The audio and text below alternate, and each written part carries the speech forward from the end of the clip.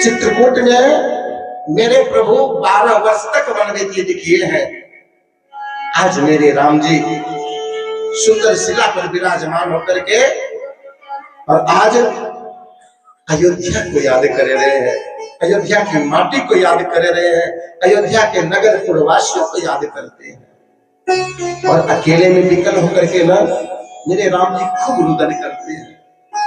माताएं याद आती है, पिताश्री याद आते हैं, भाई बंधु सखा मित्र नगर पुरवासी सब याद आते हैं। और राम जी विकल होकर के आज बहुत रुदन करते हैं।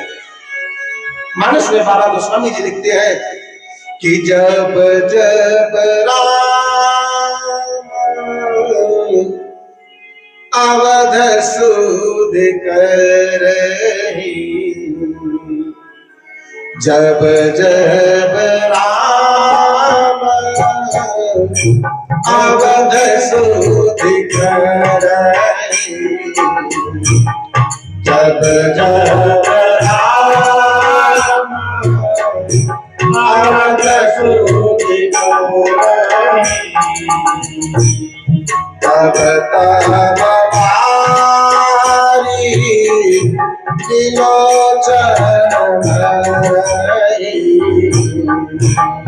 तब तब बारी विलोचन भरि, जब जब राम अवध सुध करहि, जब जब राम अवध सुध करहि, तब तब बारी विलोचन भरि,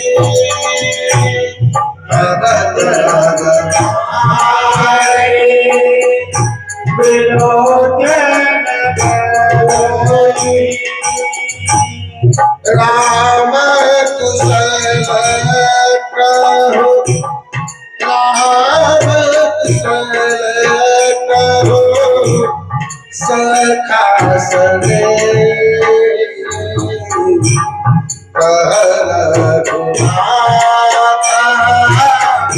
लखन बलदेव, राम कुशल प्रभु सखा सने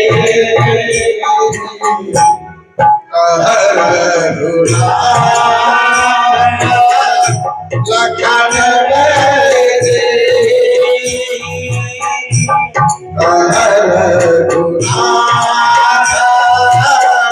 लखन बलदेव।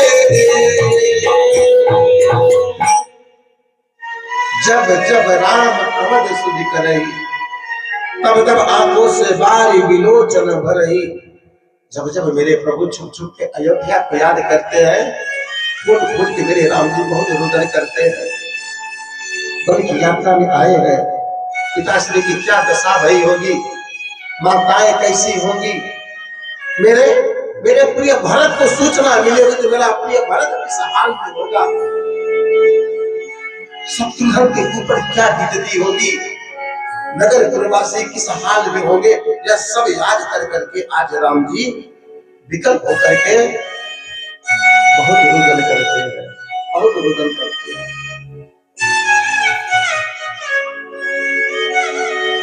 14 वर्ष वन व्यतीत होने के बाद, क्षमा करें 12 वर्ष वन व्यतीत होने के बाद में मेरे राम जी अब चित्रकूट धाम से विदा भये।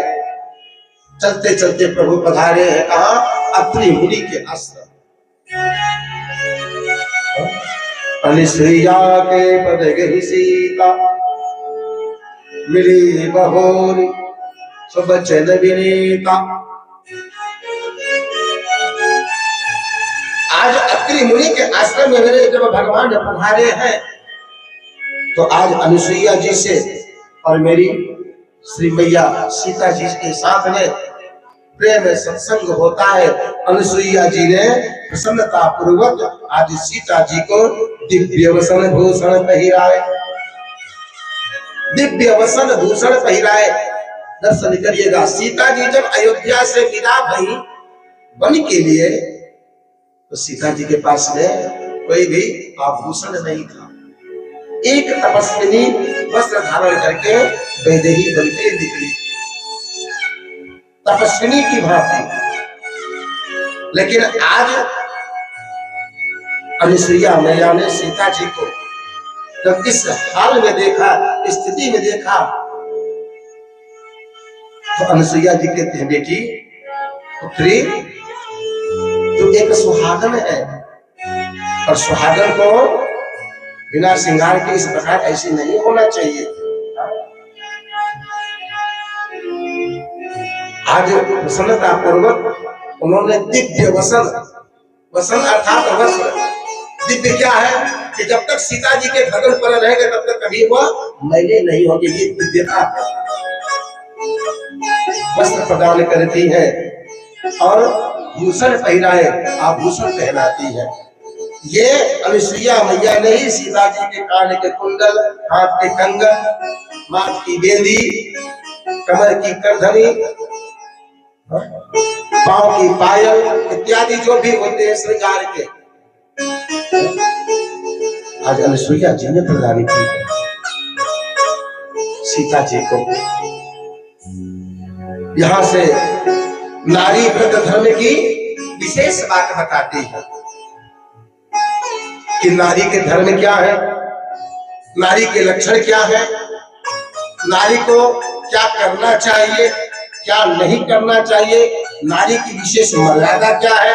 यहाँ नारी व्रत धर्म की बात आज अनुसुईया जी ने विधिवत सीता जी को बताया। समय कम है, 2 दिन की कथा और शेष है। यदि आज हम इस प्रसंग को बताते रहेंगे ना, तो शायद कि ये पूरी कथा नारी व्रत धर्म में ही चली जाएगी। बताने को तो हम बता दें आपको, लेकिन आप इस कान से सुनकर के इस कान से निकाल के बाहर कर दोगे, पालन नहीं करोगे, ये मुझे पता है। तो जितना बन जाए उतना ही सुन लो तो पर्याप्त है। बहुत रोचक कथा है ये अनुसुईया जी और सीता जी के बीच मध्य की, ये नारी धर्म के पालन की कथा जो आती है। एक बार सुन लो ना, लगता कि वास्तव में मुझे ऐसे ही जीवन पालन करना चाहिए, लेकिन नहीं, विकल है, विवश है माया में, नहीं हो पाएगा, समय कम है, प्रसंग बहुत विशेष है। नारी व्रत धर्म की बात को बता करके यहाँ से फिर प्रभु विदा भय। सौभाग्य बड़ा ना विधिवत कथा गाने का, अवश्य इस प्रसंग को सुनने का आपको अवश्य जीवन में लाभ मिलेगा। यहाँ से अब अत्रि मुनि के आश्रम से मेरे प्रभु विदा भय, आगे मार्ग में चले, घनघोर नीच जंगल में चले, मध्य जंगल में चले, चलते चलते विराध नामक एक राक्षस मिलता है, मेरे प्रभु ने उसका वध किया है और पुनः फिर आगे वो चले और चलते चलते कहाँ पहुंचे, अगस्त ऋषि के पास पहुंचने वाले हैं। अगस्त ऋषि के एक बड़े साधक थे जिनका नाम था सुदीक्षण जी महाराज, उनके परम सेवक थे, परम शिष्य थे। अगस्त जी के आज्ञा का पालन करने वाले ये सुदीक्षण जी महाराज हैं। प्रत्येक दिन सुदीक्षण जी गुरु की आज्ञा को मान करके गौ चारण के लिए वन में जाया करते हैं, वन से लकड़ियों को लाते हैं, भोजन का प्रबंध कराते हैं, कंदमूल फल प्रसाद की व्यवस्था कराते हैं, गुरु की सेवा करते हैं सुदीक्षण जी। गुरुदेव अगस्त जी ठाकुर जी को रखते हैं अपने पास, प्रत्येक दिन ठाकुर जी का स्नान ध्यान कराते हैं, टीका चंदन लगाते हैं, भोग लगाते हैं, जिसे हम आप शालिग्राम जी कहते हैं। बड़ी कृपा होती है शालिग्राम जी की सेवा में। प्रत्येक दिन की भांति भोजन प्रसाद की सामग्री लेकर के गौ चारण के लिए घर में चला जाता था सुदीक्षण जी, गुरु की आज्ञा को मान करके। अब प्रत्येक दिन यही उनके काम थे, सेवा भाव करना। लेकिन एक दिन की ऐसी बात हो गई कि गुरु के आश्रम में कंदमूल प्रसाद इत्यादि नहीं था। और सुबह में जब वह लेकर के गौ चारने के लिए अपनी कंबलिया लेकर के निकल जाता था तो संध्या होने पर ही लौटता था। कुछ न कुछ दोपहर के भोजन की व्यवस्था लेकर के सुतीक्षण जी जाते थे, लेकिन एक दिन ऐसा था जिस दिन भोजन की व्यवस्था नहीं थी। अब महिमा यहाँ पर बनाई गई। आज सुतीक्षण जी गौ चारण के लिए जो प्रातः काल गुरु की सेवा करके जब निकले तो भोजन के लिए दोपहर में उनके पास में कुछ भी नहीं था। गुरु जी से अनुमति लेते कहते गुरुदेव आज दोपहर में लगता है कि ये सेवक भूखा ही रह जाएगा, आज तो दोपहर को भोजन प्रसादी में मेरे लिए तो कुछ भी नहीं है। और गुरुदेव दिन भर के लिए निकल जाता हूँ तो भूख लगती है दोपहर में, परंतु आज तो कोई व्यवस्था नहीं है, कोई कृपा करे, कुछ कृपा करे आप। अरे गुरुदेव कहते कि एक दिन नहीं पाएगा प्रसाद तो क्या दुबला थोड़ी हो जाएगा, जा शाम को थोड़ा जल्दी वापस आ जाना। मन में विचार करने लगा सुतीक्षण भैया क्या करे, गुरु की आज्ञा है, पालन करना पड़ेगा। तो जब तैयारी बनाया जाने के लिए गौ चारण में तो गुरु की कुटिया से जब बाहर निकला तो उसको ध्यान आया अकेले रहेंगे, मन नहीं लगेगा, भूख सताएगी, व्याकुलता बढ़ेगी, इसलिए क्या करें, ठाकुर जी का तो भोग लगे ही गया है, ठाकुर जी तो फुर्सत में बैठे हैं और ठाकुर जी को उठा लेते हैं, अपने पास रख लेंगे। हाँ? और ठाकुर जब तक पास में रहेंगे तो भूख प्यास नहीं सताएगी। चलो ठाकुर जी आज आप मेरे साथ में, यहाँ कुटिया में बैठे रहते हो, आज आप मेरे साथ में चलो, आप रहोगे तो कृपा होगी, भूख नहीं लगेगी। या मान करके वह लेकर के चला, अपनी उसी गठरिया में कुटलिया में ठाकुर जी को रख लेता, लेकर के गया गौ को जंगल, गौ में चलो चारण करने लगी। धीरे धीरे समय बीता, दोपहर का जब समय आया तो धीरे धीरे भूख सताने लगी, क्योंकि आदत सी बन गई थी दोपहर में भोजन पाने की। भूख सताने लगी, भूख सताने लगी दोपहर में। और जब दोपहर में भूख सताने लगी तो सोचा कि आज क्या प्रबंध करे, ठाकुर जी को लेकर आया था कि भूख नहीं लगेगी, लेकिन ये भूख है, पेट की बात है, ये थोड़ी ना शांत रहेगा।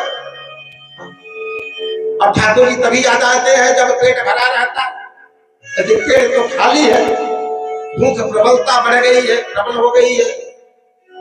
तो आस पास देखा कि कोई भोजन की व्यवस्था हो जाए, कुछ मिल जाए। कुछ दूर गया, देखा तो सुंदर सुंदर जामुन के फल लगे हुए थे, सुंदर सुंदर जामुन के फल लगे हुए थे, वो भी ऊंचे ऊंचे थे और खूब सुंदर काले काले मस्त एकदम पके हुए। देखा तो और भूख बढ़ गई, अगर ये मुझे प्राप्त हो जाता तो मेरी भूख समाप्त हो जाती, लेकिन इतनी ऊंचाई पर मिले तो मिले कैसे, कैसे प्राप्त हो कि भूख समाप्त हो। और भूख की याद तो इतनी प्रबल होती है कि कुछ समझ में नहीं आता है। नींद न जाने टूटी खाट, भूख न जाने बासी भात। भात जानते ना जी, जब नींद की प्रबलता होती है तो नींद नहीं देखता कि टूटी खाट है, इस सुंदर बना हुआ गद्दा मसलंद है, नहीं। नींद जब आएगी ना तो आपको खड़े खड़े ही आ जाएगी, चलते चलते आ जाएगी। तो नींद न जाने टूटी खाट, भूख जब भूख सताती है ना तो बासी भात भी खाने में बड़ा प्रिय लगता है। और जब पेट चकाचक भरा रहता है ना तो मेवा मिठाई भी फीका लगता है। अब भूख से प्रबलता बढ़ गई, देखा ऊपर में सुंदर सुंदर जामुन के फल लगे हैं, मिले कैसे, प्राप्त कैसे हो। अचानक से याद आया, अरे ठाकुर जी तो पास में है, ठाकुर जी पास में, तो क्या करे, निकाला पहले बड़े वाले महाराज जी को हाथ में और घुमाया, उठा करके दे मारा। अब गए भगवान ऊपर और पकड़ करके हम डाल को हिला दिए, और डाल को हिला दिए तो खूब जामुन बिछ गई नीचे। खाया, कुछ जामुन के फल टूट गए, कुछ खराब हो गए, कुछ अच्छे थे, उसको पाया तो खाया। अब ये भगवान की ऐसी कृपा भई, फिर भी उसका पेट नहीं भर पाया। कहता थोड़ा सा भूख और लगी है, एक बार और प्रयास करते हैं। दूसरा ठाकुर महाराज को उठाया, उठा के दे मारा और फल गिरे। फिर पाया, फिर खाया, फिर भी भूख समाप्त नहीं हुई। तो अब तीसरे वाले ठाकुराइन जी को उठाया, उठा के दे मारा। अब जब ठाकुर गए, फिर छोटे वाले ठाकुर गए, और जब ठाकुराइन जी को उठा के मारा और पकड़ करके पूरी डाल को जोर करके हिला देती है। अब जामुन ही जामुन बिछ जाता, पेट भर भर के पाया। और जब पेट की भूख समाप्त हो गई तो संध्या होने लगा। अब उसको लगा कि गुरु जी ने कहा था कि भोजन की कोई व्यवस्था नहीं तो संध्या के समय से आ जाना। और संध्या होने लगी तो अपने आप गलबे चलने लगी आश्रम की ओर।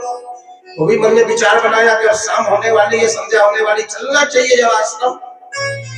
तो जब भूख की जब सुधा समाप्त भई तो लगा अब ठाकुर जी को खोजने, वही करके ठाकुर जी कहाँ गए, लगा आसपास ढूंढने। विलंब भी हो रहा है, ठाकुर जी मिल नहीं रहे, उसी जामुन में गुम हो गए। काफी प्रयास करने के बाद जब भगवान को नहीं पाया तो भगवान जैसे तो जामुन थे, उठाया जामुन को और तीन महाराज को रख लेता है पुतली में। चलो आप ही लोग चलो, अब नहीं मिल रहे तो क्या करें। लेकर के आया और जैसे ठाकुर जी को चंदन लगा करके गुरु जी रखते थे, वैसे ठाकुर जी को चंदन टीका लगा करके सजा करके रख दिया। रात भई कंदमूल फल प्रसाद भोज हुआ, विश्राम हुआ। और प्रातः काल जब गुरुदेव भगवान अगस्त ऋषि जी स्नान ध्यान करके अपने सभी क्रियाओं से निर्मित होकर जब पूजा के लिए जब बैठे और लगे जल लेकर के ठाकुर जी को स्नान कराने, और स्नान कराने के समय लगे ठाकुर जी की सेवा करने, हाथों से जल लेकर के। ठाकुर जी हो तब तो वो तो जामुन थी, ऊपर की परत लगी खुलने, जामुन की ऊपर की परत लगी छिलने खुलने लगी। दूसरे वाले ठाकुर जी को उठाए, उनकी भी वही दशा। समझ गए गुरुदेव भगवान, कहते हैं चेला कहाँ है, मेरे निकट आ। जी गुरुदेव आज्ञा हो। चेला ये आज कौन सी महिमा हो रही है, कौन सी लीला हो रही है, क्या हुआ गुरुदेव? आज जो चमत्कार देखने को मिल रहा है, ऐसा चमत्कार जो जीवन में नहीं देखने को मिला। क्या चमत्कार हो गया गुरुदेव, मुझे भी कुछ बताए। अरे आज ठाकुर जी को क्या हो गया है, ठाकुर जी को स्नान करा रहा हूँ और ठाकुर जी की सेवा कर रहा हूँ, तो ठाकुर जी के ऊपर का भाग ये खुलने कैसे लगा, छिलने कैसे लगा, ठाकुर जी ऊपर की परत कैसे खुलने लगी, ये कौन सी महिमा है? सुतीक्षण कहता है गुरुदेव सब आप ही करते हो और पूछ मुझसे रहे हो। अरे निस दिन चंदन निस दिन पानी और गली गए सालिक जी तो हम का जानी। प्रत्येक दिन चंदन करते हो, प्रत्येक दिन जल से स्नान कराते हो, करते करते आपका ठाकुर जी गली गए हैं और आप हमसे पूछ रहे हो, हम क्या जाने, आप ही जानो भगवान की महिमा तो आप ही जानो। बोले नहीं, तो बातें बना रहा है, तू मुझसे कुछ छिपा रहा है, सत्य सत्य बता। ये मेरे तो ठाकुर जी नहीं है, मेरे ठाकुर जी को कहां पर लेकर गया तू, कहां छोड़ दिया मेरे ठाकुर जी को, किसकी आज्ञा से लेकर गया ठाकुर जी को, मेरे ठाकुर जी कहां है? देख रेख तो सेवा तू ही करता था, सत्य सत्य बता, नहीं तो तुझे मैं श्राप दे दूंगा। क्षमा करिए गुरुदेव, सत्य सत्य बता रहा हूं। है बस सब कुछ कथा सत्य सत्य बता दिया। क्रोधित हो गए गुरुदेव भगवान अगस्त जी, कहते हैं जा निकल जा मेरे आश्रम से, तुमने मेरे ठाकुर जी को आश्रम से ले जाकर के वन में कर दिया है, गुम कर दिया, गायब कर दिया है। जब तक मेरे ठाकुर जी नहीं आएंगे तब तक दूसरी बार कुटिया में पांव रखना नहीं, और नहीं तो मेरे क्रोध की अग्नि तुझे भस्म कर देगी। निकल जाए यहाँ से मेरे आंखों के सामने से। भयभीत होकर के वह आश्रम को छोड़ करके निकल गया। आज राम जी अगस्त ऋषि के आश्रम आने वाले हैं, बीच में ही सुतीक्षण जी महाराज से भेंट हुए। राम जी सुतीक्षण जी से मिले, कहते हैं भैया ये मार्ग कहां को जाता है? अति दुर्गम मार्ग है। सुदीक्षण जी कहते हैं भैया पहले तो ये बताओ आप कौन हो और इस वन में क्या कर रहे हो? आपको तो इस वन में कभी आते जाते आज तक देखा नहीं। आप कौन हो, कहां जा रहे हो, किससे मिलना है, अपना परिचय बताओ आप। लक्ष्मण जी कहते हैं भैया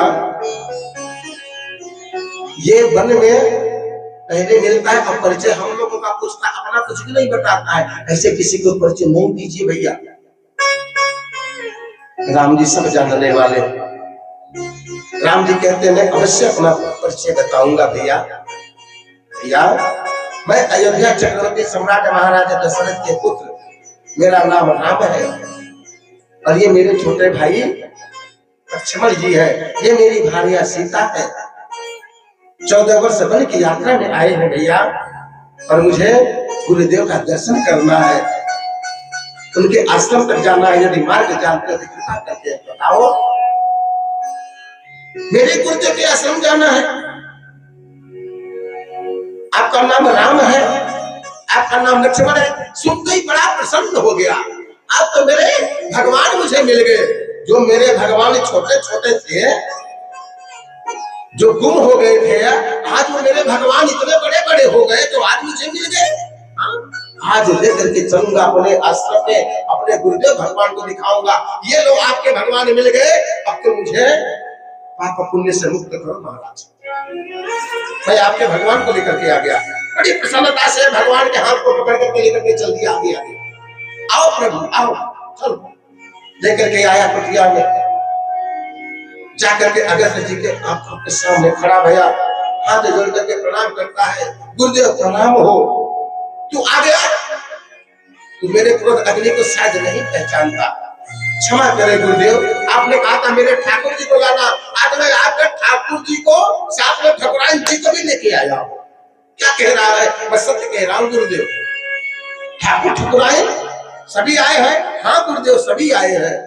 कहाँ है? जैसे ही अगस्त्य ऋषि जी ने राम लक्ष्मण सीता जी को देखा, आज ये शिष्य की तपस्या है जो आज अपने गुरु को भी भगवान से भेंट करा देता है। इस शिष्य की मर्यादा है। आए हैं राम जी, गुरुदेव के चरणों में दंडवत किए हैं, उठा करके हृदय से लगा लेते हैं, सुंदर आसन पर बिठाए। प्रेम होता है, व्यवहार होता है, शिष्टाचार होता है। और इसके बाद में रात्रि कंदमूल प्रसाद भोज होता है। दर्शन पा करके आज प्रभु राम जी निहाल भय है, धन्य भय है। प्रातः काल हुआ और यहाँ से विदा भय और चलते चलते कहाँ पहुंचते हैं? पंचवटी। कहाँ चले प्रभु? पंचवटी पर पहुंचे हैं, पधारे हैं। पंचवटी का जानते हैं ना? कहाँ है पंचवटी? जहाँ से शिवा जी का हरण हुआ।